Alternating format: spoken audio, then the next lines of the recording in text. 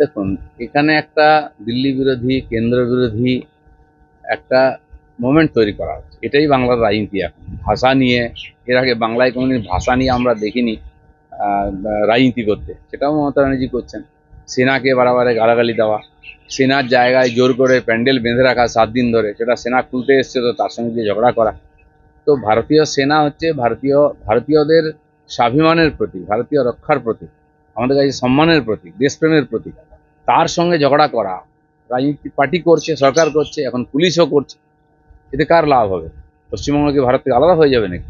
এই করতে গিয়ে টিএমসি এবং এখানকার সরকার ভারত বিরোধী হয়ে যাচ্ছে, দেশ বিরোধী হয়ে যাচ্ছে। গতকাল দেখা গেছে কি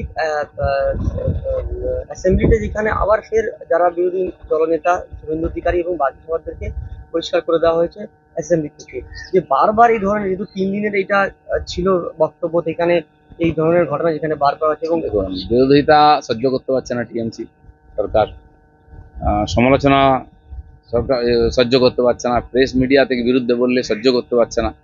তো গায়ের জোরে এইরকম প্রতিহিংসা পরায়ণ হয়ে, স্বৈরাচারী হয়ে সরকার চালাবার যে চেষ্টা করছে, এটা হতে পারে না। বিধানসভায় বিধায়করা আন্দোলন করবেন, বিরোধিতা করবেন, তাদের এমপিরা পার্লামেন্টে করেন না। তো তাদের বারবার বহিষ্কার করে দিয়ে তো বিরোধী শূন্য হয়ে কীভাবে বিধানসভা চলবে? বাংলা শেষ প্রশ্ন দাদা, মুখ্যমন্ত্রী জানিয়েছেন যে ইডি সিবিআই দ্বারা হতে পারেনি, এবার আর্মিকে নামাতে হয়েছে আমাদের আটকানোর জন্য।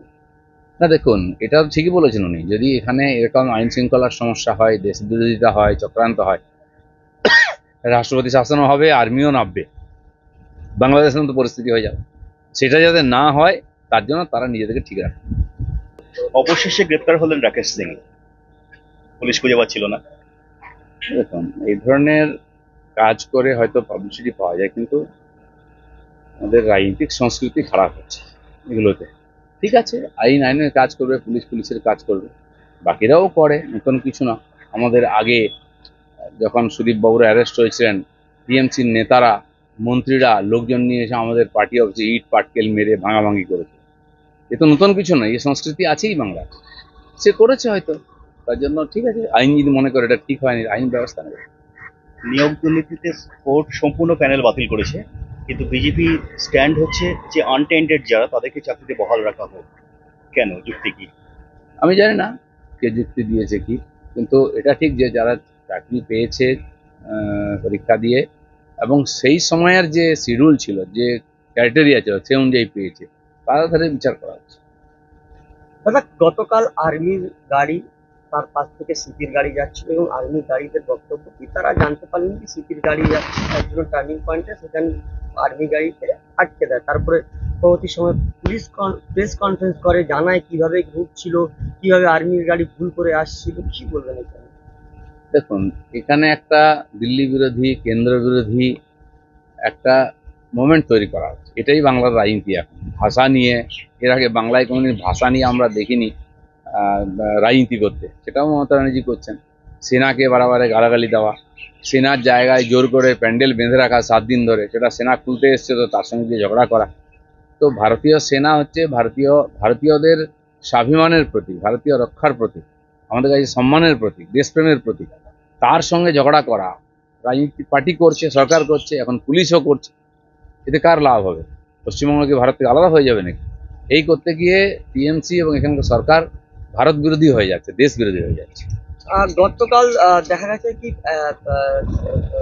অ্যাসেম্বলিতে যেখানে আবার ফের যারা বিরোধী দলনেতা শুভেন্দু অধিকারী এবং বাকি সভাদেরকে পরিষ্কার করে দেওয়া হয়েছে অ্যাসেম্বলি থেকে, যে বারবার এই ধরনের, যেহেতু 3 দিনের এইটা ছিল বক্তব্য, এখানে এই ধরনের ঘটনা যেখানে বারবার হচ্ছে এবং দেখুন, বিরোধিতা সহ্য করতে পারছে না টিএমসি সরকার, সমালোচনা সরকার সহ্য করতে পারছে না, প্রেস মিডিয়া থেকে বিরুদ্ধে বললে সহ্য করতে পারছে না।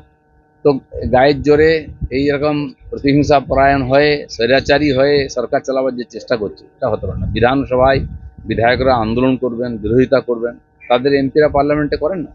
তো তাদের বারবার বহিষ্কার করে দিয়ে তো বিরোধী শূন্য হয়ে কীভাবে বিধানসভা চলবে? বাংলা শেষ প্রশ্ন দাদা, মুখ্যমন্ত্রী জানিয়েছেন যে ইডি সিবিআই দ্বারা হতে পারেনি, এবার আর্মিকে নামাতে হয়েছে আমাদের আটকানোর জন্য। না দেখুন, এটা ঠিকই বলেছেন উনি। যদি এখানে এরকম আইন শৃঙ্খলার সমস্যা হয়, দেশ বিরোধিতা হয়, চক্রান্ত হয়, রাষ্ট্রপতি শাসনও হবে, আর্মিও নামবে, বাংলাদেশের মতো পরিস্থিতি হয়ে যাবে। সেটা যাতে না হয় তার জন্য তারা নিজেদেরকে ঠিক রাখে। দেখুন, এখানে একটা দিল্লি বিরোধী, কেন্দ্র বিরোধী একটা মোমেন্ট তৈরি করা হচ্ছে। এটাই বাংলার রাজনীতি এখন। ভাষা নিয়ে, এর আগে বাংলায় কোনোদিন ভাষা নিয়ে আমরা দেখিনি রাজনীতি করতে, সেটাও মমতা ব্যানার্জি করছেন। সেনাকে বারে গালাগালি দেওয়া, সেনার জায়গায় জোর করে প্যান্ডেল বেঁধে রাখা 7 দিন ধরে, সেটা সেনা খুলতে এসছে তো তার সঙ্গে গিয়ে ঝগড়া করা। তো ভারতীয় সেনা হচ্ছে ভারতীয়দের স্বাভিমানের প্রতীক, ভারতীয় রক্ষার প্রতীক, আমাদের কাছে সম্মানের প্রতীক, দেশপ্রেমের প্রতীক। তার সঙ্গে ঝগড়া করা রাজনীতি পার্টি করছে, সরকার করছে, এখন পুলিশও করছে। এতে কার লাভ হবে? পশ্চিমবঙ্গ কি ভারত থেকে আলাদা হয়ে যাবে নাকি? এই করতে গিয়ে টিএমসি এবং এখানকার সরকার ভারত বিরোধী হয়ে যাচ্ছে, দেশ বিরোধী হয়ে যাচ্ছে। গতকাল দেখা গেছে কি অ্যাসেম্বলিতে যেখানে আবার ফের যারা বিরোধী দলনেতা শুভেন্দু অধিকারী এবং বাকি সভাদেরকে পরিষ্কার করে দেওয়া হয়েছে অ্যাসেম্বলি থেকে, যে বারবার এই ধরনের, যেহেতু 3 দিনের এইটা ছিল বক্তব্য, এখানে এই ধরনের ঘটনা যেখানে বারবার হচ্ছে এবং দেখুন, বিরোধিতা সহ্য করতে পারছে না টিএমসি সরকার, সমালোচনা সরকার সহ্য করতে পারছে না, প্রেস মিডিয়া থেকে বিরুদ্ধে বললে সহ্য করতে পারছে না।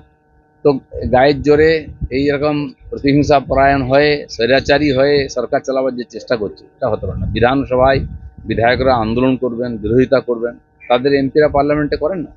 তো তাদের বারবার বহিষ্কার করে দিয়ে তো বিরোধী শূন্য হয়ে কীভাবে বিধানসভা চলবে? বাংলা শেষ প্রশ্ন দাদা, মুখ্যমন্ত্রী জানিয়েছেন যে ইডি সিবিআই দ্বারা হতে পারেনি, এবার আর্মিকে নামাতে হয়েছে আমাদের আটকানোর জন্য।